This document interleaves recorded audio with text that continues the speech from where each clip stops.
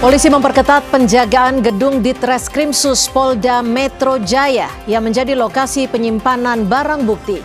Usai melakukan penggeledahan terkait 3 kasus korupsi, salah satunya kasus pengadaan batu bara.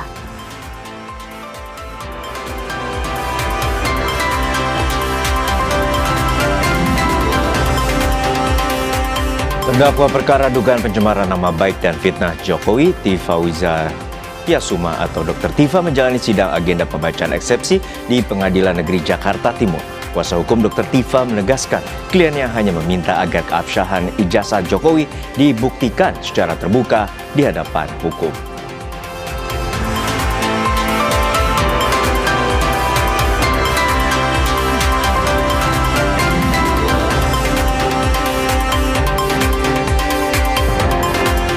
Maroko menjanjikan perlawanan sengit untuk menggagalkan ambisi Prancis melaju ke semifinal Piala Dunia untuk ketiga kalinya secara berturut-turut.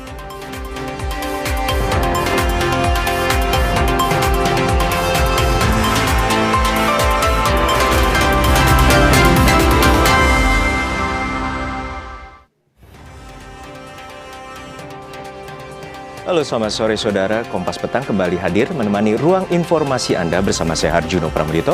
Dan saya Cynthia Rompas, hanya di Kompas TV Independen terpercaya. Kita ke informasi pertama saudara, kendaraan dinas Jeep milik TNI mengalami kecelakaan di ruas tol dalam kota Tanah Abang, Jakarta Pusat.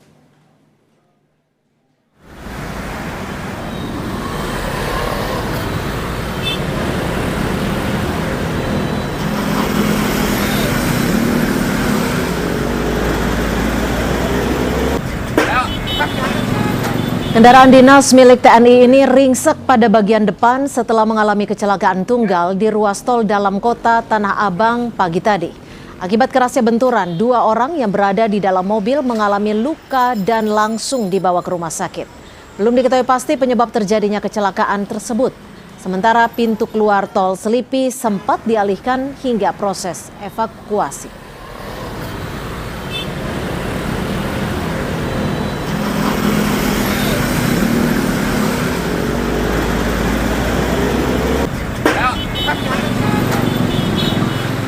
Beli ya?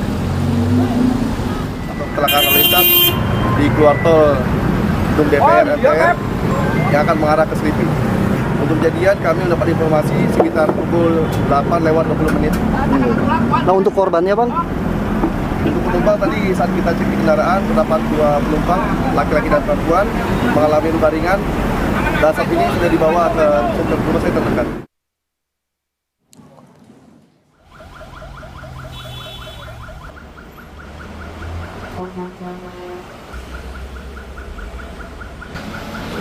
Diduga hilang kendali, sebuah truk box terbalik di jalan tol Tanjung Priok, Jakarta Utara, Kamis siang. Akibat kecelakaan, arus lalu lintas dari Tanjung Priok menuju arah pelabuhan macet panjang. Kecelakaan bermula saat truk dari arah Tangerang melaju kencang dan tidak melihat ada mobil di depannya. Kaget, kemudian sopir banting setir hingga membuat truk terbalik.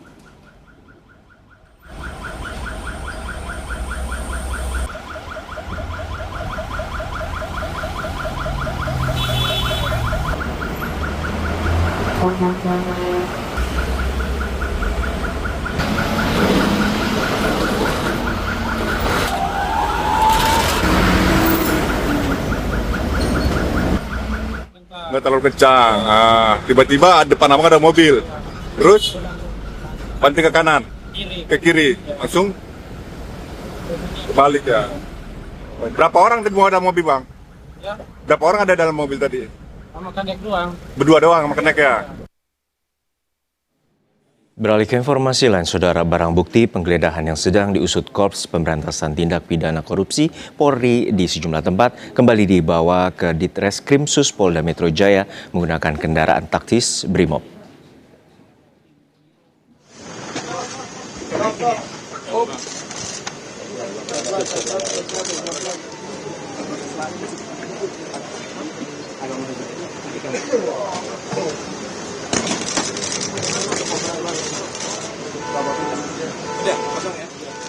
Barang bukti yang disimpan ke dalam koper dan satu orang yang diamankan dari salah satu TKP yang digeledah polisi dibawa ke Ditreskrimsus Polda Metro Jaya pada Kamis pagi menggunakan mobil Brimob. Sebelumnya pada kemarin malam sejumlah barang bukti hasil penggeledahan juga telah dibawa termasuk sebuah brankas terkait korupsi blackout batu bara PLN, Asabri dan Krakatau Steel.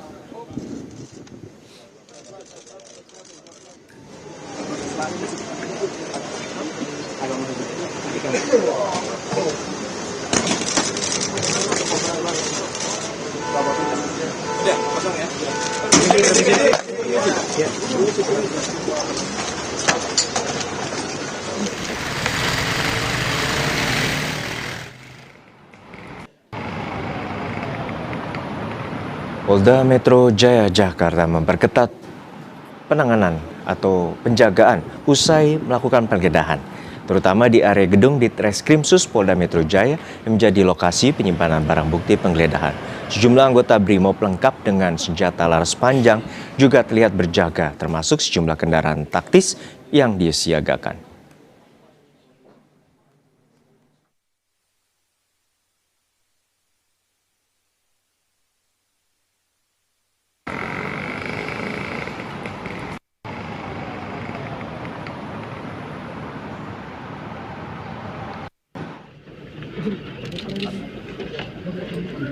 Sementara Kortas Tipikor Polri masih mendalami foto yang berada di lokasi penggeledahan sebuah rumah di kawasan Sentul, Bogor, Jawa Barat.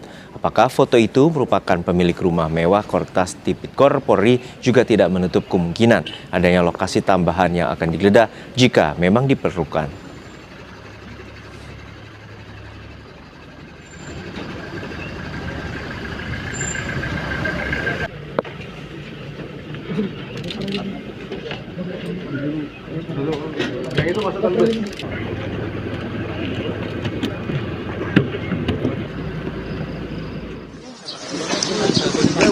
Ini mohon waktu karena pada proses Pak, munduran dikit, Pak. Ya lanjut, Pak. Pak, tapi itu foto Febri Diansa benar, Pak, keluarganya, Pak? Tunggu dulu. Pak, dikit, Pak. Bapak udah ngeluarin statement adanya foto itu, Pak. Benar, Pak. nanti. Permisi. Masih didalami. Masih didalami ya, Pak? Oke. Permisi. Pak, ada lokasi tambahan nggak, Pak, selain yang 12, Pak? Masih dikembangkan ya. Masih dikembangkan, artinya akan bertambah, Pak?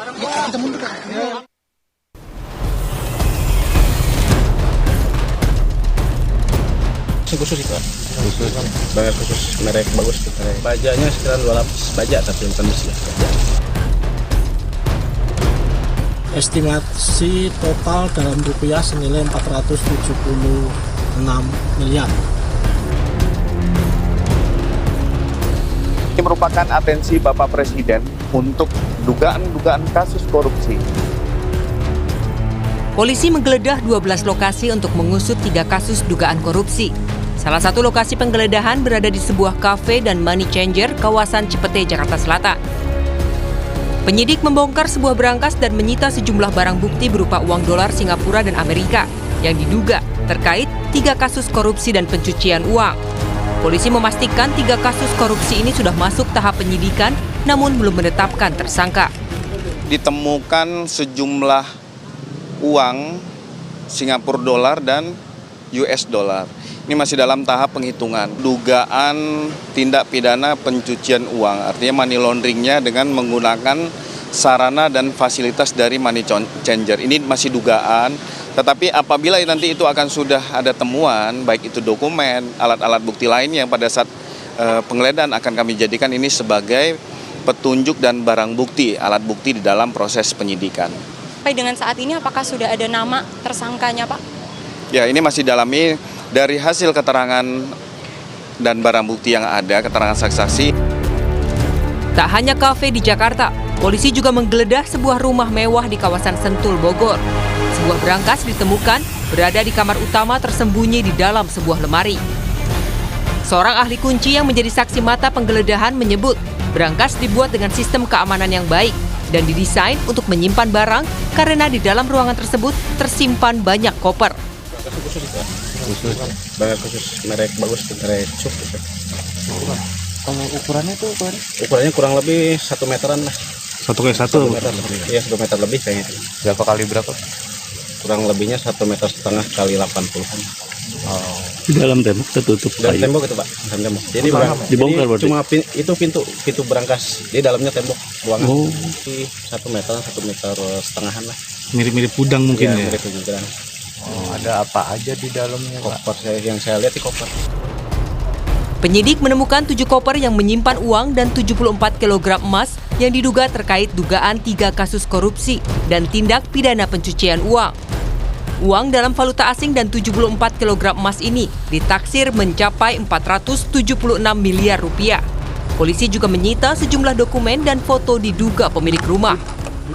Yang pertama 74 kg emas batangan, kemudian 4.767.300 USD, kemudian 14.083.800 SGD, kemudian 100 juta rupiah. Estimasi total dalam rupiah senilai 476 miliar. Kemudian kita juga telah melakukan penyitaan beberapa dokumen-dokumen termasuk handphone, kemudian beberapa foto keluarga yang diduga pemilik rumah. Polisi saat ini masih menyelidik sejumlah barang bukti berupa uang miliaran rupiah, emas, dan dokumen yang diduga terkait kasus blackout batubara, Asabri, dan Krakatau Steel. Tim Liputan, Kompas TV. Saudara Kapuspen TNI Brigjen TNI Muhammad Nas menjelaskan soal penjagaan kediaman jaksa merupakan permintaan Kejaksaan Agung. Sementara penggeledahan oleh polisi terkait kasus korupsi di sejumlah lokasi merupakan proses yang berbeda dan berada di bawah kewenangan Polri.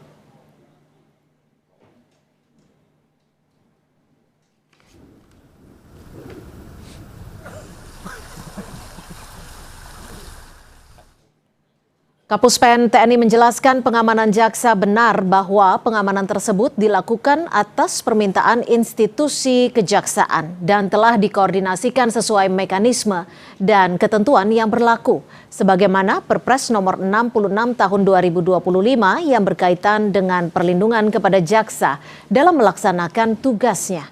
Pengamanan itu tidak berkaitan dengan isu lain yang saat ini berkembang.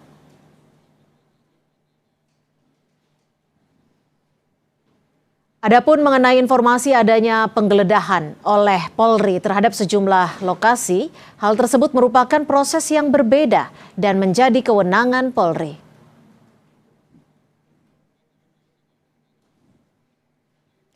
Komisi 3 DPR RI mendukung tindakan Korps Pemberantasan Tindak Pidana Korupsi Batubara Polri dalam mengusut kasus korupsi blackout batubara. Komisi 3 meminta agar dugaan kasus korupsi ini diusut tuntas dan transparan serta independen. Komisi 3 meminta agar siapapun yang terlibat dalam kasus korupsi ini mendapat proses hukum.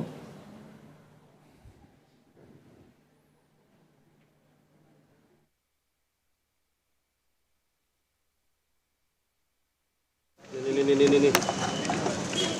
Harus diusut tuntas dalam koridor presisi, yakni prediktif, responsibilitas, transparansi, berkeadilan, dan independen.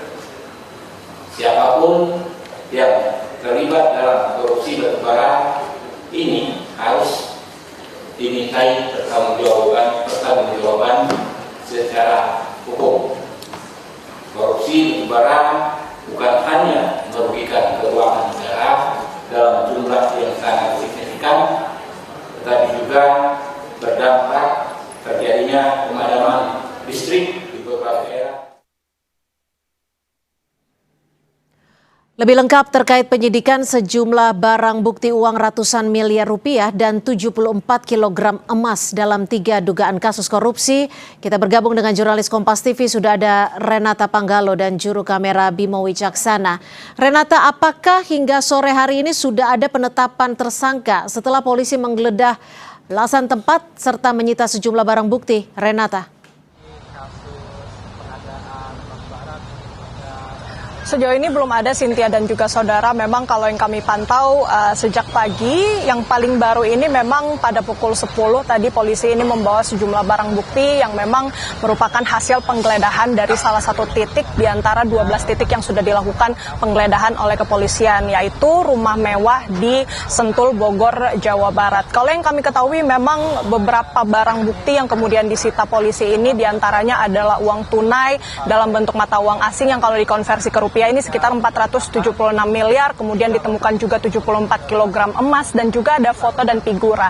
Ini yang kemudian juga sempat disinggung oleh Kepala Kortas Tipikor Polri, yang dimana memang dari kepolisian masih terus berupaya untuk mengembangkan kasus ini, termasuk juga apabila kemudian keterkaitan antara foto dan juga kepemilikan rumah ini ada. Namun sampai dengan saat ini memang kami awak media masih menantikan atau masih terus berupaya menggali informasi berkaitan dengan pengembangan yang sudah dilakukan. Kalau yang kita ketahui tadi 12 titik sudah dilakukan penggeledahan, sudah disentul, kemudian ada juga di Cipete. Memang dua lokasi ini menjadi menonjol, yaitu kafe dan juga money changer yang juga ditemukan beberapa barang bukti dan disita oleh kepolisian. Kalau di kafe ini ada dokumen, kemudian handphone, uang asing yang kemudian dikonversi ini sekitar 60 miliar rupiah, dan juga ada 3 orang pegawai kafe yang kemudian juga turut dibawa dari penggeledahan tersebut. Sedangkan kalau yang di money changer, Cynthia dan juga saudara, dari informasi yang kami dapatkan memang ada 71 item barang bukti yang kemudian juga ada ditemukan 7,2 miliar rupiah uang tunai yang dalam bentuk mata uang asing. Ini yang kami tanyakan kepada kepolisian bagaimana pengembangannya, apakah pihak-pihak yang kemudian dibawa ke Polda Metro Jaya ini sudah dilakukan pemeriksaan dan apakah nantinya akan ada penetapan tersangka. Namun tadi juga yang kami amati, tadi sore sekitar pukul 3 kami melihat ada Kadif Humas Polri bersama juga dengan Karopenmas Divisi Humas Polri yang keluar dari titik kami melaporkan di gedung Ditreskrimsus Polda Metro Jaya. Mereka tidak banyak berbicara. Tadi saat keluar, wartawan sempat berusaha bertanya apa kemudian maksud dan tujuan kedatangan, apa hasil dari pertemuan. Namun mereka langsung mengarah ke mobil. Tadi sempat wartawan sudah sempat menyerah begitu ya untuk bertanya karena sudah masuk ke dalam mobil. Namun tiba-tiba dari Kadif Humas Polri ini kemudian menurunkan kaca dan menyampaikan bahwa nanti dijadwalkan. Konteksnya apa ini yang masih kami terus upayakan gali begitu. Apakah ini maksudnya akan dijadwalkan rilis dari kasus ini atau seperti apa. Namun yang kami ketahui sampai dengan saat ini, Cynthia dan juga saudara, bahwa memang dari serangkaian penggeledahan yang sudah dilakukan kepolisian setidaknya ada 3 kasus dugaan korupsi yang sedang diusut yang merupakan joint investigation dari Kortas Tipikor Polri dan juga Polda Metro Jaya. Dalam hal ini di Treskrimsus Polda Metro Jaya. Di antaranya adalah kasus dugaan korupsi batubara, kemudian Asabri dan juga di lingkungan Krakatau Steel. Cynthia. Baik, terima kasih atas laporan Anda, jurnalis Kompas TV Renata Panggalo melaporkan langsung dari Mapolda Metro Jaya. Usai jeda saudara, 3 warga tewas diduga akibat ledakan mortir di Kampung Ciparang, Cipatat, Bandung Barat, Jawa Barat pada Rabu kemarin.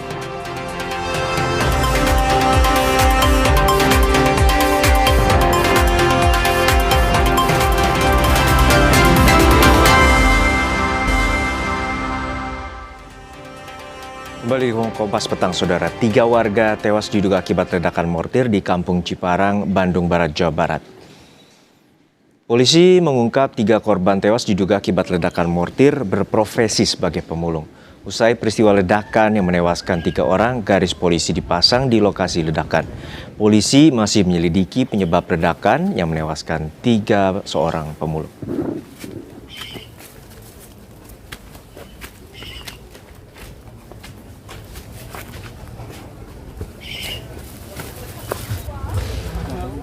Ini musibah dan memang pure yang 3 orang ini adalah pemulung. Sementara memang itu adalah kena ledakan. Dan menurut informasi kedokteran itu ada hentakan itu saja. Salah satu warga mengaku mendengar suara ledakan pada Rabu pagi. Warga mengira ledakan berasal dari area latihan TNI. Setelah dicek, menurut warga, ledakan terjadi di permukiman warga.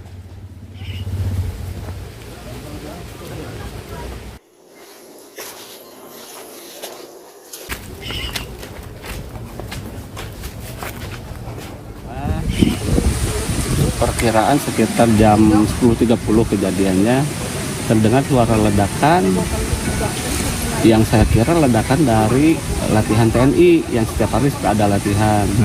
Tapi yang saya rasa dan dengar terasa dekat ledakannya gitu, terasa dekat. Ternyata memang betul ledakan bukan dari latihan TNI, tapi dari pemukiman warga itu yang menjadi korban. 3 korban ledakan mortir telah dimakamkan di tempat pemakaman umum Kampung Ciparang, Bandung Barat. Sementara itu, ledakan yang menewaskan 3 orang, Pusat Pendidikan Infanteri belum memastikan jenis dan kepemilikan benda diduga mortir. Kepala Departemen Teknis Pusat Pendidikan Infanteri, Letkol Infanteri Sunaria bilang masih menunggu hasil laboratorium forensik untuk mengetahui sebab pasti kejadian ini.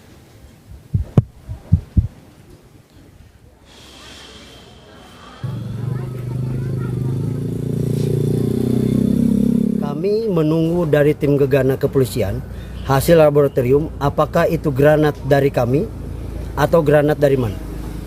Tidak meledak, maka dihentikan kegiatan, dicarikan granat itu, kemudian dilaksanakan disposal. Demikian disampaikan.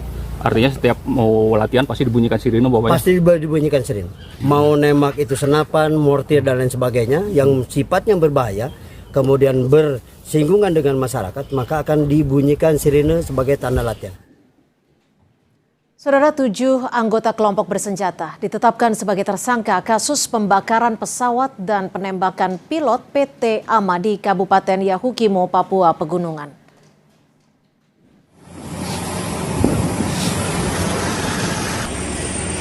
Satgas Ops Damai Kartens merilis 7 tersangka yang masuk dalam daftar pencarian orang atas keterlibatan mereka dalam pembakaran pesawat dan penembakan pilot PT AMA. 7 anggota kelompok bersenjata yang ditetapkan sebagai tersangka yakni MB, A alias AB, LS, DA, NS, KB, dan SP. Usai melakukan aksinya, kelompok bersenjata tersebut bersuah foto di depan bangkai pesawat sambil memegang senjata.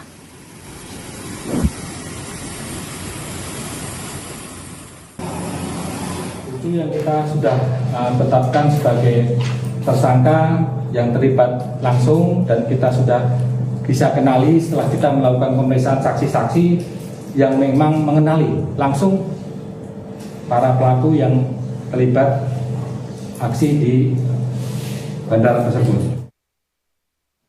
Terdakwa perkara dugaan pencemaran nama baik dan fitnah Tifauzia Tiasuma atau Dr. Tifa menjalani sidang agenda pembacaan eksepsi di Pengadilan Negeri Jakarta Timur. Di hadapan hakim, kuasa hukum Dr. Tifa menegaskan kliennya hanya meminta agar keabsahan ijazah Jokowi dibuktikan di muka hukum. Dalam eksepsi atau bantahan terhadap pokok perkara yang didakwaan Dr.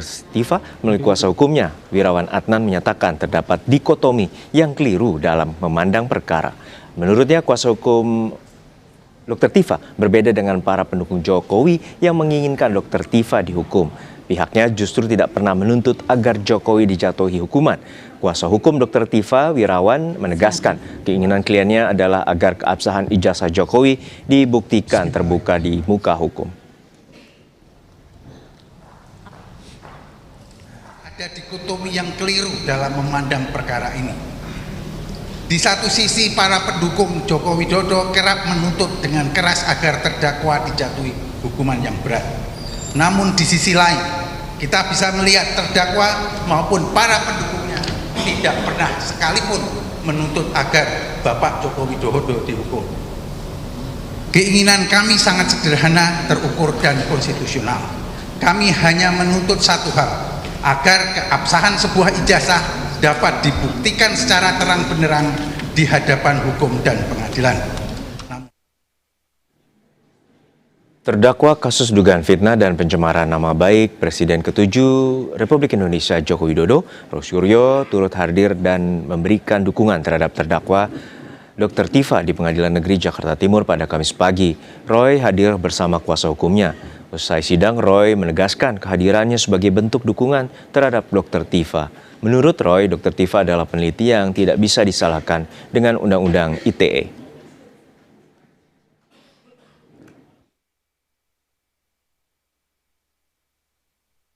Hadir selaku sahabat dari Dr. Tifa Wiziatiafsa dan saya mendukung penuh semua upaya dari tim hukumnya Dr. Tifa.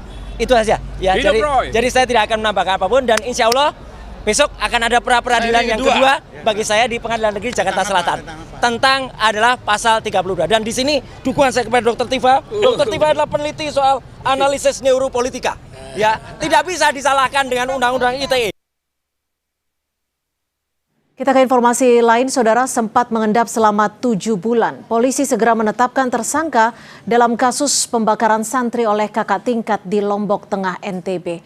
Dalam kasus yang terjadi pada Desember 2025 lalu, 1 santri meninggal dunia, sementara 2 lainnya mengalami luka bakar serius.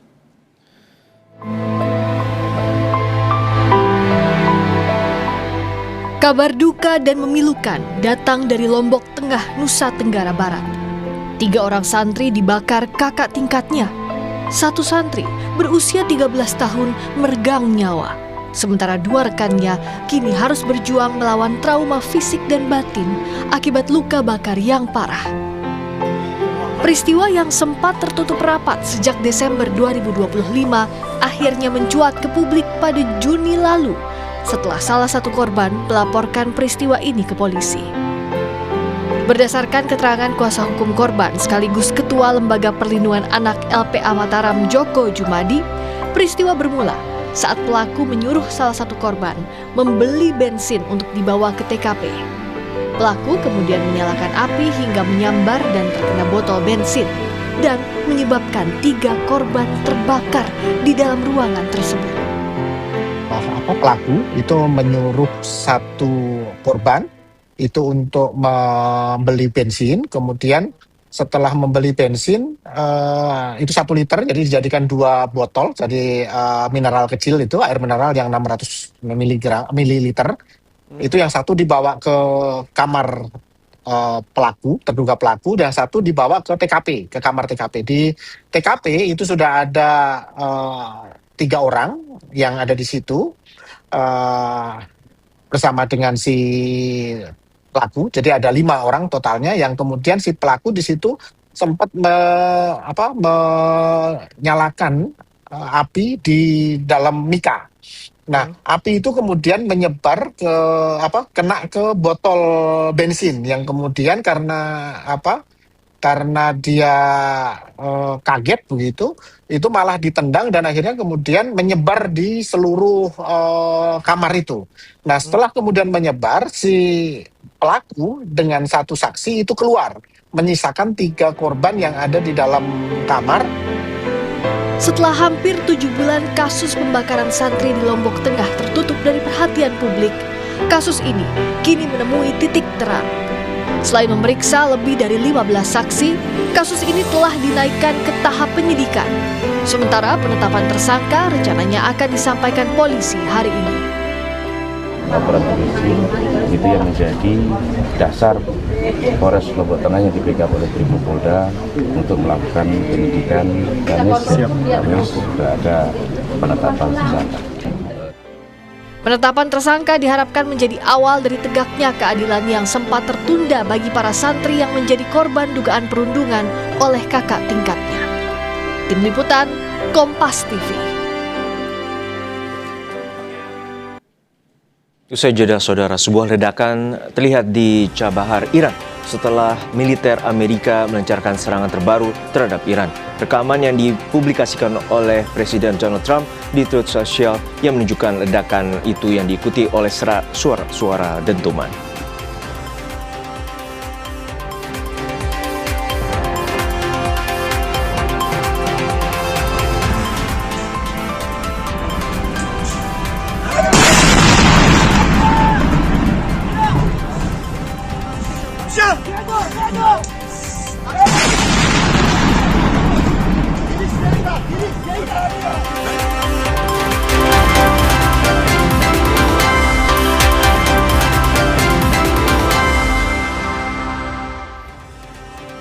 Terima kasih Anda masih bersama kami di Kompas Petang, saya Cynthia Rompas. Saudara, sebuah ledakan terlihat di Chabahar, Iran setelah militer AS melancarkan serangan baru terhadap Iran.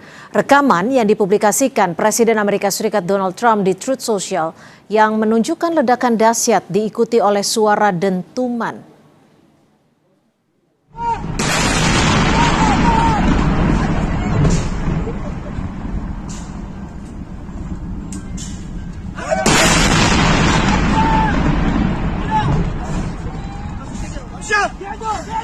Dalam cuitannya, Trump menuliskan pasukan komando pusat AS telah mulai melakukan serangan tambahan terhadap Iran untuk lebih melemahkan kemampuan mereka, lantaran mengancam kebebasan navigasi di Selat Hormuz.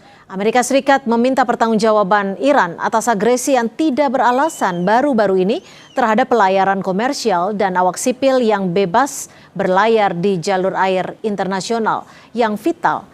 Tanggal pengambilan rekaman tersebut tidak dapat diverifikasi secara independen. Sebelumnya, Saudara, Trump juga mengumumkan bahwa gencatan senjata telah berakhir.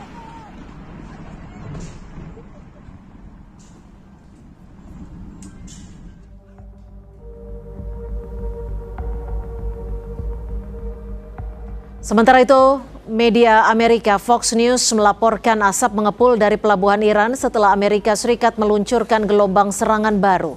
Serangan-serangan itu dilakukan usai Komando Pusat AS menyatakan bahwa mereka menargetkan Iran sebagai respons terhadap serangan ke kapal-kapal kargo di Selat Hormuz.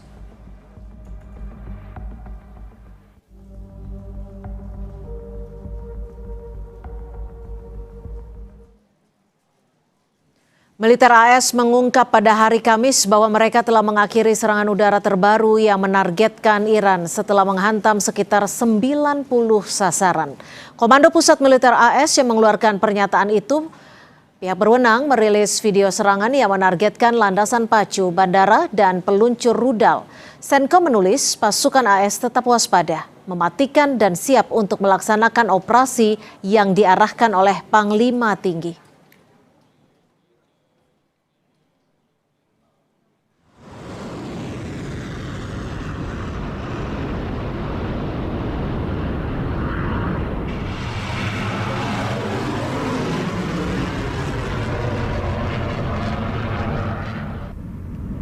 Korps Garda Revolusi Iran merilis rekaman serangan balasan. Rudal diluncurkan ke target AS sebagai tanggapan atas serangan terhadap wilayah Iran. IRGC menuliskan respon atas nama para pembela ekonomi, Pelabuhan Iran dan Pelabuhan Syahid Rajai di Bandara Abbas. IRGC mengatakan telah menargetkan 85 lokasi infrastruktur militer AS, utama di negara Teluk, termasuk di Bahrain dan Kuwait. Pengumuman itu disampaikan setelah Senkom mengklaim telah menyelesaikan gelombang serangan ofensif baru terhadap Iran pada 7 Juli.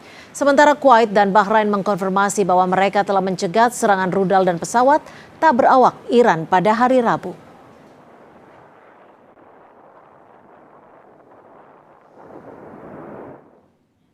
Presiden Donald Trump mengklaim Amerika Serikat sudah menang secara militer setelah melancarkan serangan lebih lanjut terhadap Iran pada hari Kamis.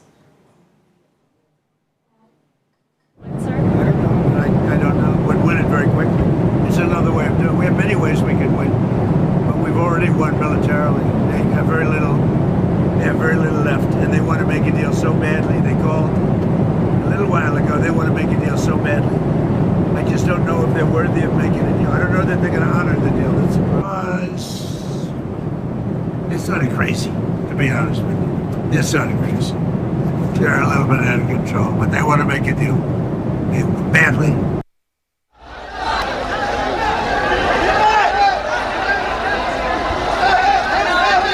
Warga Irak menghadiri prosesi pemakaman mendiang mantan pemimpin tertinggi Iran Ali Khamenei di kota suci Najaf pada hari Rabu waktu setempat. Warga mengiringi truk yang membawa peti jenazah Khamenei bersama dengan beberapa anggota keluarganya. Pelayat yang memenuhi jalanan kota Najaf juga mengibarkan bendera Irak dan Iran sebagai bentuk penghormatan terakhir. Media Irak melaporkan upacara pemakaman di Najaf berakhir setelah peti jenazah Khamenei tiba di tempat suci Imam Ali bin Abi Thalib.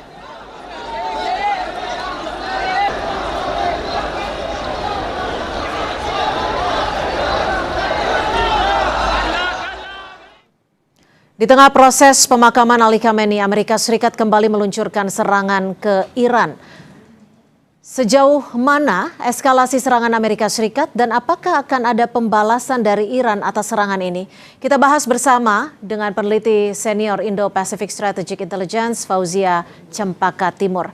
Mbak Cempaka, kalau kita lihat ada serangan dalam 2 hari belakangan, ini sebenarnya sampai mana eskalasi Amerika Serikat? Apakah akan ada balasan dari Iran terkait hal ini? Betul Mbak Cynthia, betul. Jadi kita lihat memang dari MOU yang ditandatangani tanggal 17 Juni 2026 ini memang sangat rapuh begitu ya. Dan pola ini sebenarnya sangat berulang dari kita lihat pada akhir Juni lalu, penyerangan ke kapal Ever Lovely, lalu saat ini ada pola yang berulang yang dilakukan oleh IRGC dengan melakukan penembakan rudal ke 3, jadi bukan 1 tapi 3 kapal komersial yang yaitu di dekat perairan Oman. Problemnya tentu masih sama dengan ketika penyerangan atau penembakan rudal ke Ever Lovely, yaitu adalah karena kapal tersebut insist atau tetap ingin melewati jalur perairan Oman, bukan perairan yang ditetapkan oleh Iran begitu. Nah, dalam konteks ini tentu saja yang menjadi masalah adalah perbedaan sudut pandang antara persepsi pelayaran di Selat Hormuz antara Iran dan Amerika Serikat, di mana Iran dalam konteks ini adalah juga menginginkan kapal-kapal tersebut bisa lewat secara bebas tapi di jalur yang ditentukan oleh Iran. Itu yang pertama. Sedangkan oleh Amerika Serikat sendiri, kondisi perjanjiannya adalah jika Hormuz kembali pada saat sebelum perang, yaitu bebas melewati jalur selatan dan utara, Mbak. Jadi ini 2 persepsi yang berbeda. Itu penyebabnya dulu ya, Mbak. Sedangkan kalau kita lihat, betul. Tapi gini Mbak Cempaka, kalau mendengar pernyataan ataupun statement dari Presiden Trump, negosiasi berakhir. Apakah ini artinya perjanjian perdamaian dan setiap rencana negosiasi yang ada ini benar-benar berakhir dan tidak akan dilanjutkan? Dan apakah ini artinya pula bahwa Amerika Serikat memiliki jalur alternatif sebagai cadangan?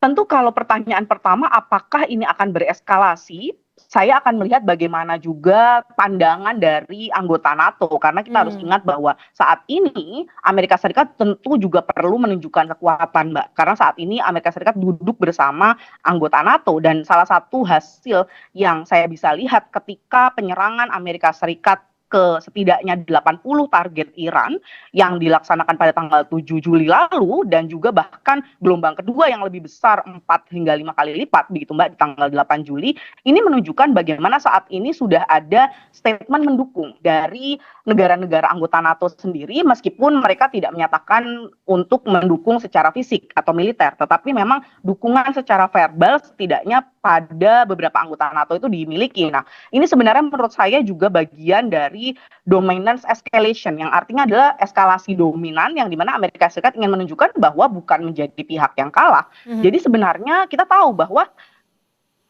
MOU yang ditandatangani 17 Juni ini masih punya waktu 60 hari, Mbak. Nah, jadi bukan pola yang finish atau pola yang selesai dan definite begitu. Jadi mungkin saja jika terjadi eskalasi. Apalagi kita juga mengingat bahwa Iran sendiri memiliki pola yang retaliasi begitu. Jadi ketika diserang dia akan menyerang balik. Nah, gini Mbak Cempaka, ini kan prosesi pemakaman Ali Khamenei juga berlangsung. Ketika prosesi pemakaman ini selesai dilakukan, apakah ini artinya Iran akan melakukan serangan balik? Dan jika pun iya, negara mana yang akan pertama kali diserang Iran? Betul Mbak, saya sangat khawatir melihat eskalasi ini akan semakin meninggi begitu ya, terlebih karena salah satu target yang tadi saya sampaikan berhasil diserang oleh Amerika Serikat, bahkan melumpuhkan layanan kereta penumpang yang mengangkut peziarah yang menuju kepada pemakaman Khamenei begitu. Dan ini tentu tidak akan didiamkan begitu ya oleh IRGC begitu, dan bahkan juga kita melihat ada pengalihan penumpang begitu yang jumlahnya sangat besar hingga 10 diperkirakan sekitar 8 hingga 10 juta orang yang hadir begitu. Jadi ini tentu saja sangat berbahaya untuk melihat eskalasi. Tadi pertanyaan Mbak Cynthia terkait mana saja yang mungkin diserang, tentu kita akan melihat yang paling pertama sangat rentan untuk diserang adalah tentu saja military base atau basis-basis militer, aset militer Amerika Serikat yang masih berada di negara Teluk, misalnya di Qatar dan juga Bahrain. Ini yang menurut saya akan menjadi sangat berbahaya untuk kedua belah pihak. Dan namun Mbak, mungkin satu poin yang juga cukup penting adalah bahwa Qatar sampai saat ini masih terus menjadi pihak yang menjadi mediator. Nah ini tentu akan sangat kontraproduktif dan bahkan bisa meruntuhkan seluruh struktur perjanjian kesepakatan gencatan senjata yang dimiliki Iran dan Amerika Serikat. Baik, terima kasih atas perspektif Anda, peneliti senior Indo-Pacific Strategic Intelligence Fauzia Cempaka Timur. Selamat sore, Mbak Cempaka. Selamat sore, Mas Cynthia. Terima kasih. Saudara, informasi lain masih akan kami sajikan selepas jeda. Di antaranya polisi memperketat penjagaan gedung di Treskrimsus Polda Metro Jaya yang menjadi lokasi penyimpanan barang bukti usai melakukan penggeledahan terkait 3 kasus korupsi. Salah satunya kasus pengadaan batu bara. Perbincangannya akan kami hadirkan selepas jeda di Kompas Petang.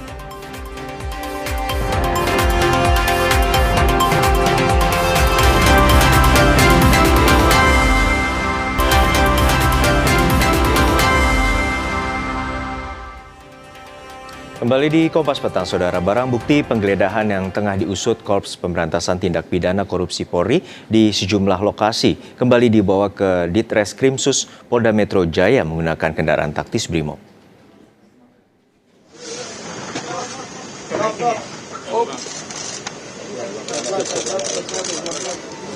Barang bukti yang disimpan ke dalam koper dan 1 orang diamankan dari salah satu TKP yang digeledah polisi. Dibawa ke Ditreskrimsus Polda Metro Jaya Kamis pagi menggunakan mobil Brimob.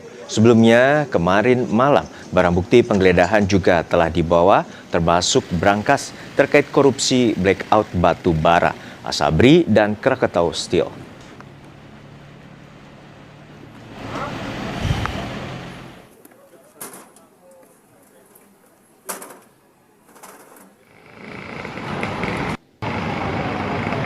Polda Metro Jaya memperketat penjagaan usai melakukan penggeledahan, terutama di area gedung Ditreskrimsus Polda Metro Jaya menjadi lokasi penyimpanan barang bukti penggeledahan. Sejumlah anggota Brimob lengkap dengan laras panjang juga terlihat berjaga di sejumlah kendaraan taktis juga telah disiagakan.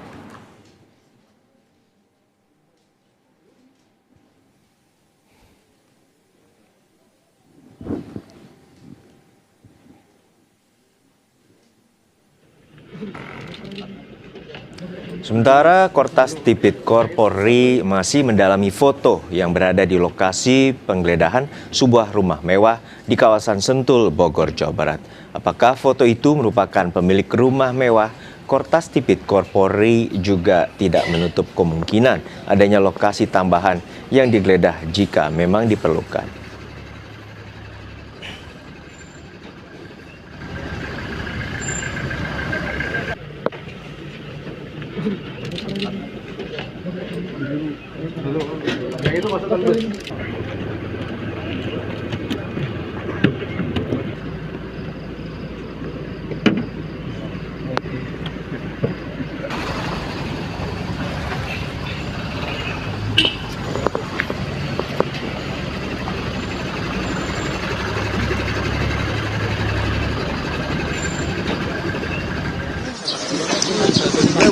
Ini mohon waktu karena pada proses Pak, munduran kita. ya lanjut Pak.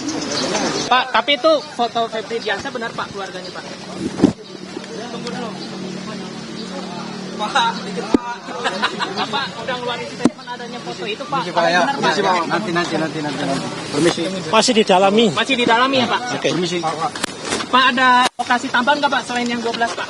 Masih dikembangkan ya? Masih dikembangkan, artinya akan bertambah Pak? Kita mundur. Sejumlah barang bukti berupa uang yang nilainya mencapai 476 miliar rupiah serta 74 kg emas telah disita polisi. Kini polisi menyebut dugaan 3 kasus korupsi terkait blackout batubara, Asabri, dan Krakatau Steel masih dalam tahap penyidikan, namun belum menetapkan tersangka. Lantas siapakah yang dapat diperiksa polisi dan bagaimana polisi mengusut aliran dana atau uang dari 3 kasus korupsi ini karena diduga ada tindak pidana pencucian uang di dalamnya. Kita akan bahas bersama mantan penyidik KPK Yudi Purnomo, anggota Komisi 3 DPR fraksi Partai Nasdem, Rudianto Lalo, dan juga pengamat kepolisian ISES Pak Bambang Rukminto. Selamat sore Bapak-bapak, semoga sehat-sehat selalu. Selamat sore. Ya, saya ke Pak Lalo terlebih dahulu. Pak Lalo, ini tentu menjadi tanda tanya publik dan juga menimbulkan spekulasi karena kita melihat rentetannya. Ada penggeledahan pada kemarin malam di sebuah dari kafe dan kemudian ada rumah mewah dan juga tambahan terkait dengan penjagaan di kediaman rumah Jampitsus dan terakhir Polda Metro Jaya juga dijaga aparat Brimob dengan senjata lengkap. Anda melihatnya seperti apa dan apakah sudah ada informasi dari mitra Anda, pihak kepolisian terkait duduk perkara kasus ini dan juga pelaku? Baik, terima kasih para narasumber yang saya hormati. Pertama tentu semua pihak harus menghormati atau menghargai proses hukum yang sedang berjalan yang dilaksanakan oleh Kortas Tipikor.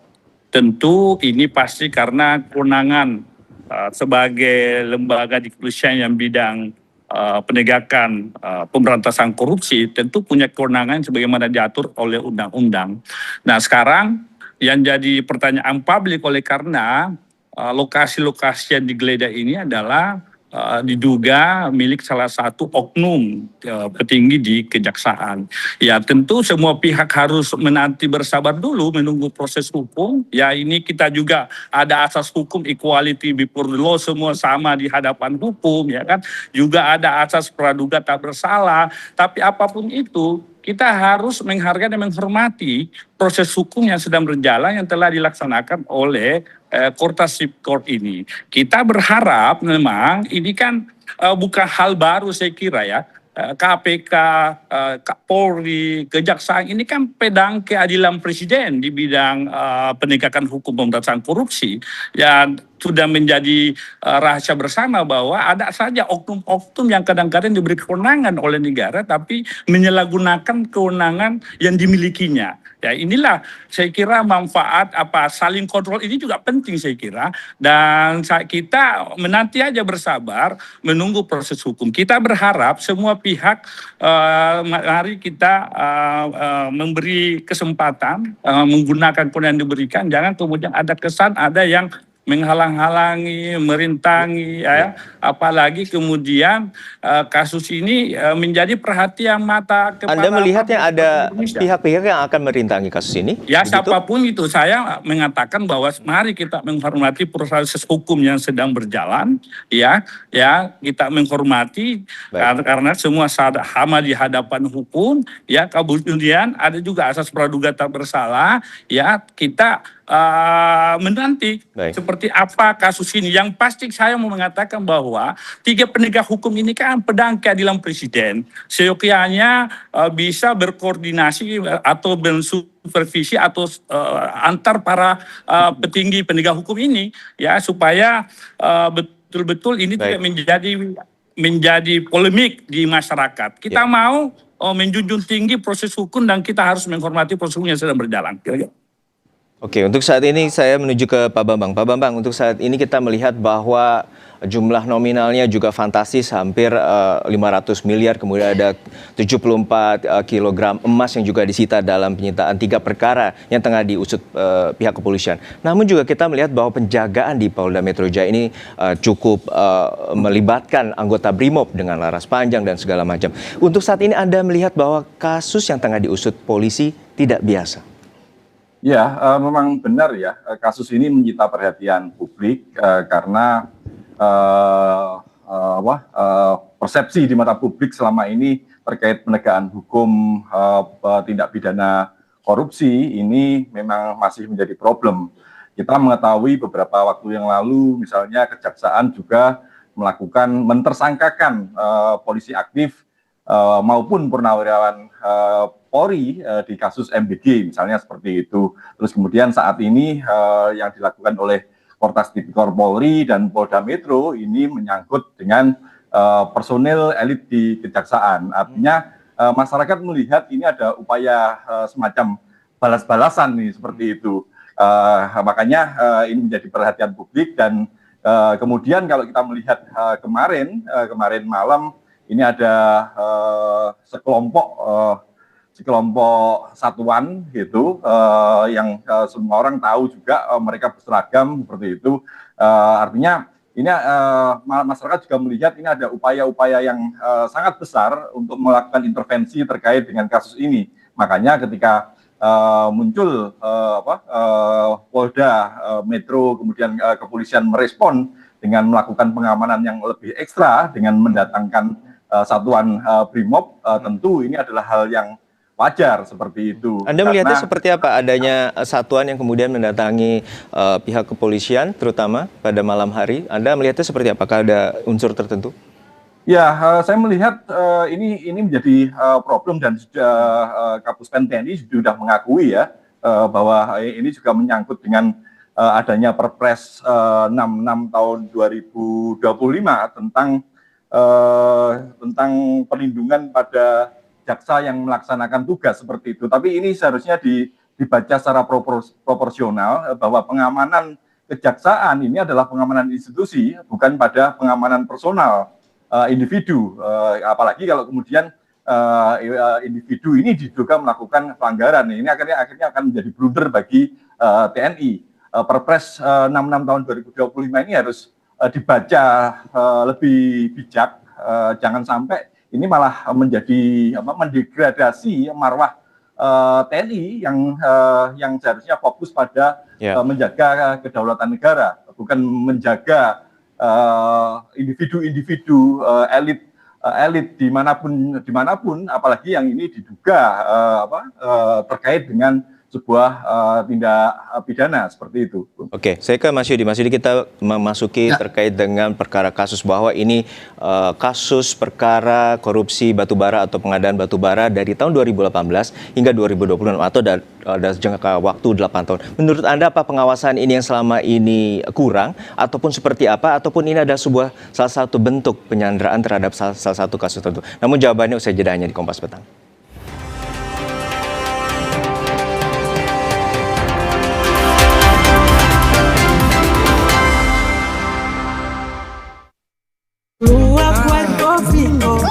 Kopi luwak, kopi nikmat, nyaman diminum. Semua udah siap.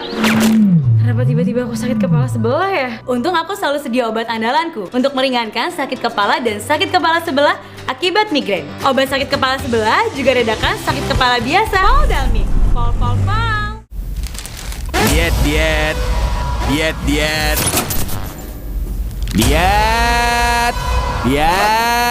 Krekin aja, Kuaci Rebo. Tinggi protein, ngemil, bebas khawatir. Cari yang hijau. Ini dia, Indomie goreng cabe hijau. Indomie goreng cabe hijau dengan cabe hijau asli. Lebih pedas, lebih gurih, rih. Dan sejumlah informasi menarik. Pilih yang paling bernilai dan jadikan referensi utama. Dirangkum penuh integritas dan terpercaya. Berita-berita lain yang aktual untuk Anda simak. Berita Utama, setiap Senin sampai Jumat, pukul 7:30 malam. Serta Sabtu dan Minggu, pukul 8 malam. Live di Kompas TV. Ada 3 objek perkara. Yang pertama tentang blackout yang terjadi di PLN tentang batubara. Yang kedua tentang Asabri. Yang ketiga tentang Krakatau Steel. Lokasi The Club kira-kira hampir 60 miliar rupiah. Kemudian di Money Changer total sekitar 7,2 miliar. Brankas terkunci. Estimasi total dalam rupiah senilai 476 miliar. Rosi, pukul 8:30 malam ini. Live di Kompas TV. Saraf sehat bikin aktivitas jadi lebih nyaman. Aduh, kebas, kesemutan. Hemavito Neuroforte, obati kebas dan kesemutan akibat kurang vitamin neurotropik. Hemavito Neuro, untuk cegah datang lagi. Hemavito Neuroforte obati, Hemavito Neuro cegah. Dari Hemavito, dipercaya sejak 1977. Kopi luwak, kopi nikmat, nyaman diminum.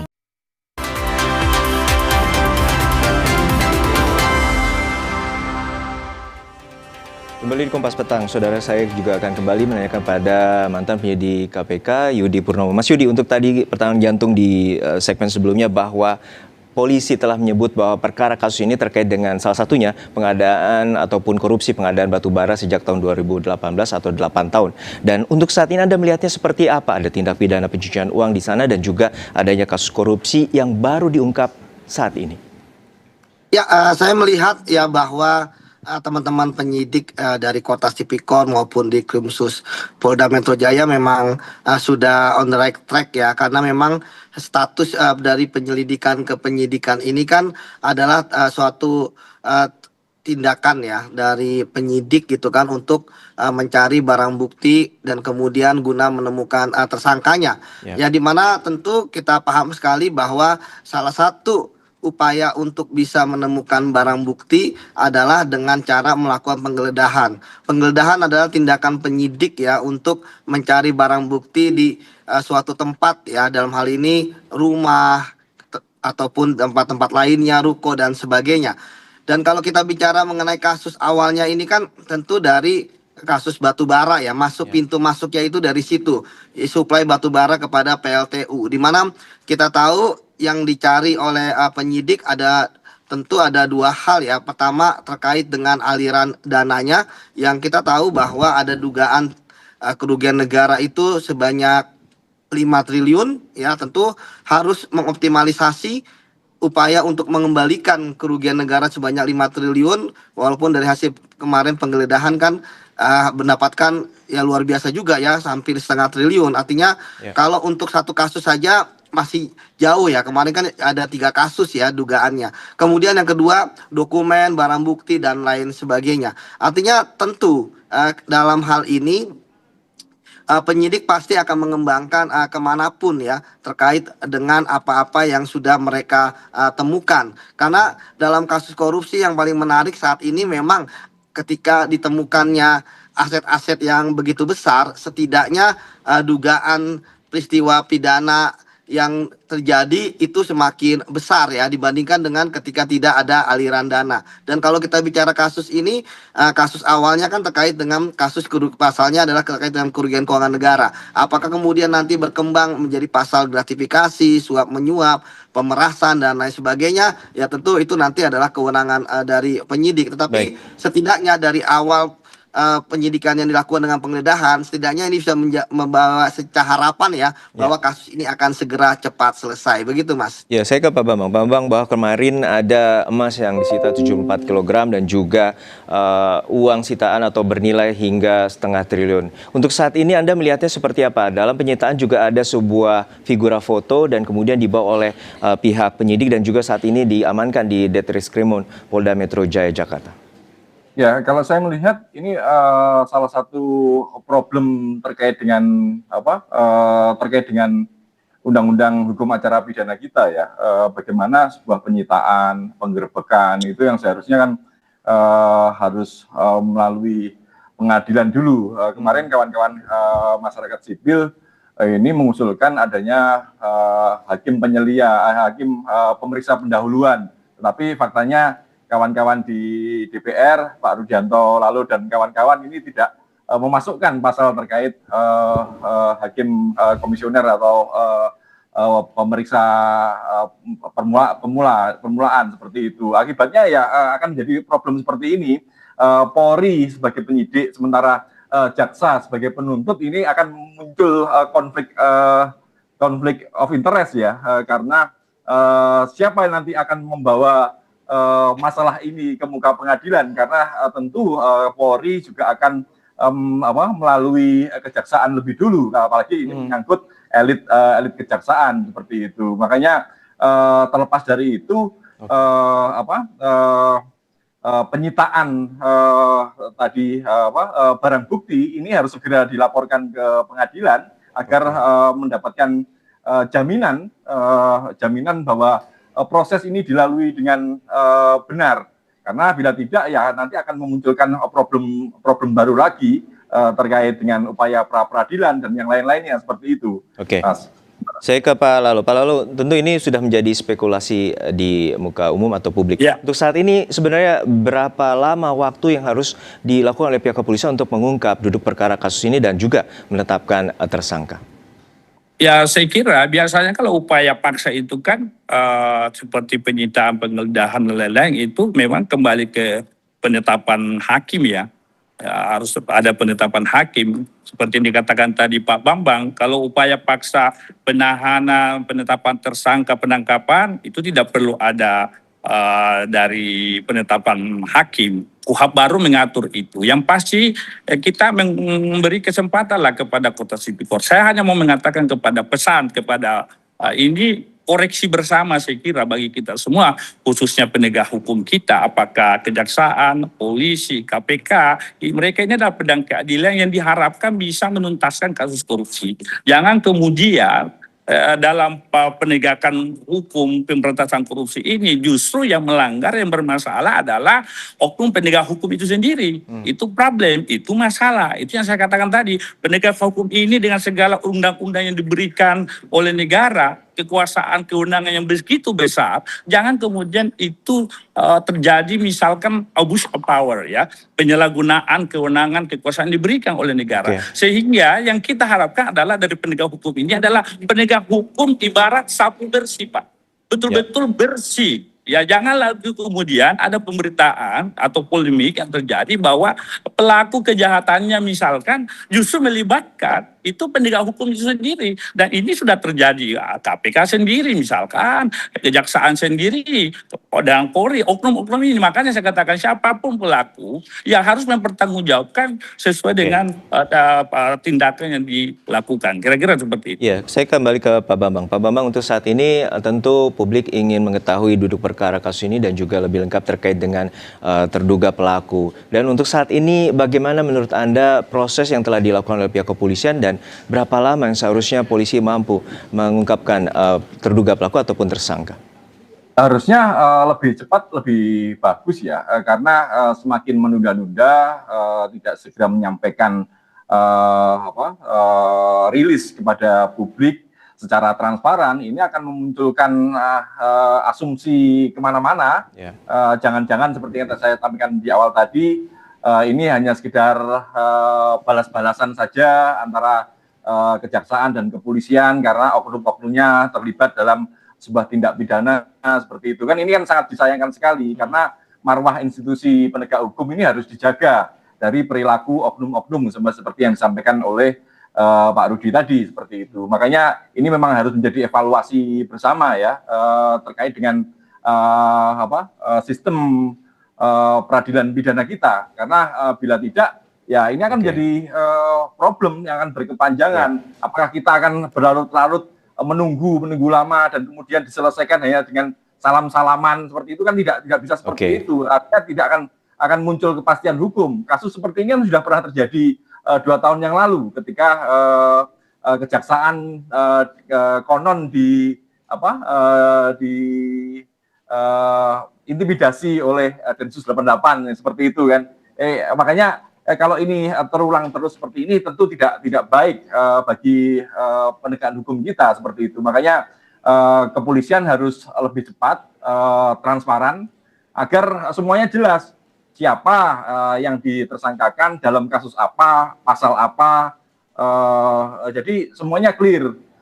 Barang bukti itu terkait dengan kasus apa, apakah terkait dengan batu bara ataukah terkait dengan asabri, ini bentuk gratifikasi atau seperti apa, ini harus dijelaskan secara detail, karena kalau tidak ya itu tadi, ini hanya sekedar balas-balasan saja dan masyarakat pada dasarnya tidak akan membela kepolisian atau mendukung salah satu kejaksaan atau kepolisian, tapi mendukung bagaimana pemberantasan korupsi ini dilakukan dengan benar dan tepat seperti itu. Ya, saya ke Mas Yudi. Mas Yudi, kita mau tahu bahwa untuk pengusutan follow the money terkait dengan TPPU ataupun perkara korupsi, untuk saat ini apakah ada titik di mana tarik ulur karena ini diduga melibatkan oknum dari penegak hukum? Ya, kalau saya melihat ini kan murni penegakan hukum, itu yang pertama.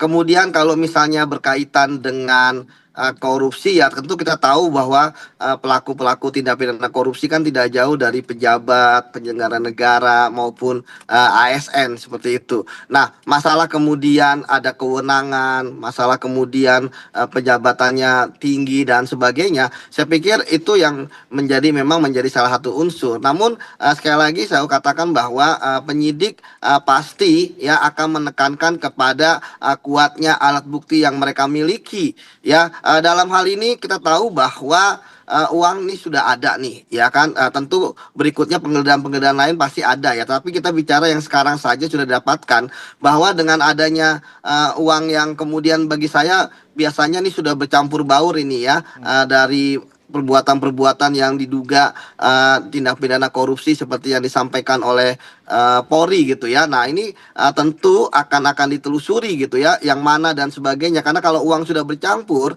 di hilirnya, maka kemudian penyidik akan kemudian bermain di hulunya ya, pemeriksaan saksi-saksi, kemudian dokumen dan lain sebagainya, sehingga kemudian bisa dipilah-pilah ya berapa besaran dari aliran dana di kasus A, aliran dana di kasus B, dan aliran dana di kasus C. Ya bagi saya sebenarnya kita sebenarnya sudah paham lah bahwa dalam kasus ini tentu ya norma yang dipegang adalah KUHP, ya kan, kemudian KUHP baru, artinya pasti tidak akan jauh-jauh dari sana. Tapi perlu kita kedepankan, memang asas praduga tidak bersalah tetap dikedepankan, itu yang sangat penting gitu ya. Makanya bagi saya ya kita berikan kesempatan kepada penyidik ya untuk kemudian menelusuri ya sampai sejauh mana keterlibatan dari sebenarnya penyidik sendiri kan pasti sudah mendapatkan gambaran konstruksi kasus ini dari proses penyelidikan gitu ya. Karena suatu kasus penyidikan pasti ada penyelidikan. Jadi masalah siapa yang terlibat dan sebagainya itu kan sebenarnya sudah ada di kantong penyidik, tinggal ya bagaimana memperkuat pembuktian terkait dengan siapa nanti akan menjadi calon tersangka. Seperti itu. Oke, terakhir ke Pak Lalu. Pak Lalu, untuk saat ini Komisi 3 sebagai mitra pihak kepolisian, apa langkah lanjutan, terutama apakah juga akan memanggil pihak kepolisian untuk mempertanyakan terkait dengan pengusutan kasus ini? Ya, baru saja kami konferensi pers dipimpin oleh Ketua Komisi kami, Bapak Habibur Rahman, dan perwakilan praksi-praksi semua praksi di Komisi 3. Intinya menyampaikan penghormatan terhadap proses hukum dan dukungan kepada Kortas Tipikor yang sedang menjalankan tugasnya dalam penegakan hukum di bidang pemberantasan korupsi, dan pihak-pihak kami berharap para pihak menjaga soliditas ya, soliditas agar menghormati proses hukum yang sedang berjalan. Kira-kira seperti itu. Intinya kami mendukung proses penegakan hukum yang telah dilakukan, apalagi ini 3 kasus besar dan ditemukannya nilai barang bukti yang luar biasa fantastis ya, baik emas batangan maupun uang US dollar. Saya kira ini harus dituntaskan agar publik betul-betul bisa mendapatkan jawaban terhadap proses hukum yang sedang berjalan ini. Yang pasti kami mau menyampaikan kiranya penegak hukum, para pembesar penegak hukum, baik Kejaksaan, Polri maupun KPK, agar duduk bersama ya, agar bisa berkoordinasi dalam menuntaskan kasus-kasus korupsi, termasuk apabila ada oknum-oknum di dalam institusi itu yang melakukan dugaan tindak pidana korupsi tersebut. Kira-kira kita nantikan bagaimana pengusutan tuntas agar tidak menimbulkan spekulasi terhadap di masyarakat terkait dengan kasus ini. Untuk terakhir Pak Bambang, ada poin yang ingin disampaikan terkait dengan penyidikan ataupun dari pihak kepolisian dalam mengusut tuntas kasus ini? Ya, karena ini menyangkut lembaga penegak hukum kita, penyidik kepolisian dan kemudian penuntut kejaksaan, ya harusnya Presiden juga turun tangan untuk menengahi, jangan sampai kasus ini hanya selesai salam-salaman saja yang tadi disampaikan Pak Rudianto, koordinasi, sinergisitas. Ini seringkali dimaknai hanya menutup problem yang ada di internal seperti itu. Ini kan sangat disayangkan sekali. Makanya dalam hal ini Presiden harus segera turun tangan agar kasus ini bisa clear dan tuntas sampai ke pengadilan seperti itu. Baik, terima kasih perspektifnya Pak Bambang Rubinto, pengamat ISIS dan juga anggota Komisi 3 DPR fraksi Partai Nasdem, Pak Rudianto Lalo dan juga Mas Yudi Purnomo, mantan penyidik KPK, telah berbagi perspektif bersama kami di Kompas Petang. Sehat selalu Bapak-bapak. Terima kasih. Usai jeda saudara, Prancis dan Maroko akan memperebutkan 1 tiket di semifinal Piala Dunia 2026 dalam laga dini hari nanti. Maroko menjanjikan perlawanan sengit untuk menggagalkan ambisi Prancis melaju ke semifinal.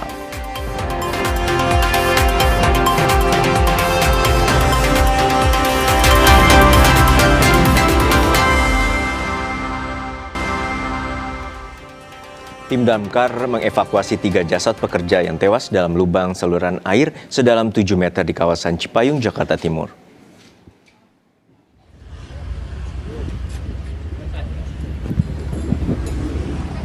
Evakuasi dilakukan petugas Sudin Damkar Jakarta Timur menggunakan katrol. 3 pekerja proyek pipa air bersih ini tewas di dalam gorong-gorong, diduga karena kekurangan oksigen. Salah satu korban merupakan warga negara asing. Ketiganya jatuh ke dalam gorong-gorong sedalam 7 meter saat memperbaiki pipa saluran air.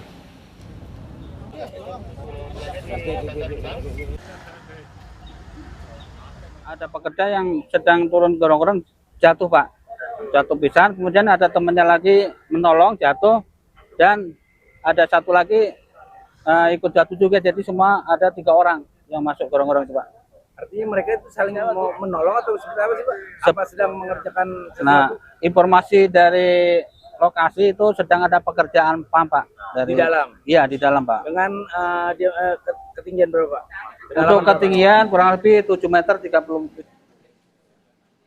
Saudara, sebuah ledakan terlihat di Chabahar, Iran setelah militer AS melancarkan serangan baru terhadap Iran. Rekaman yang dipublikasikan Presiden Amerika Serikat Donald Trump di Truth Social menunjukkan ledakan dahsyat diikuti suara dentuman. Dalam cuitannya, Trump menuliskan pasukan komando pusat AS telah memulai melakukan serangan tambahan terhadap Iran untuk lebih melemahkan kemampuan mereka, lantaran mengancam kebebasan navigasi di Selat Hormuz. Amerika Serikat meminta pertanggungjawaban Iran atas agresi yang tidak beralasan baru-baru ini. Korps Garda Revolusi Iran merilis rekaman serangan balasan. Rudal diluncurkan ke target AS sebagai tanggapan atas serangan terhadap wilayah Iran.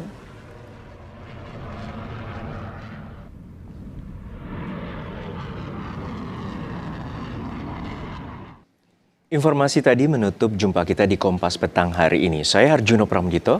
Dan saya Cynthia Rompa. Sesaat lagi Sapa Indonesia Malam akan hadir bersama My Sister Tarigan dan Tifal Solesa. Tetap di Kompas TV.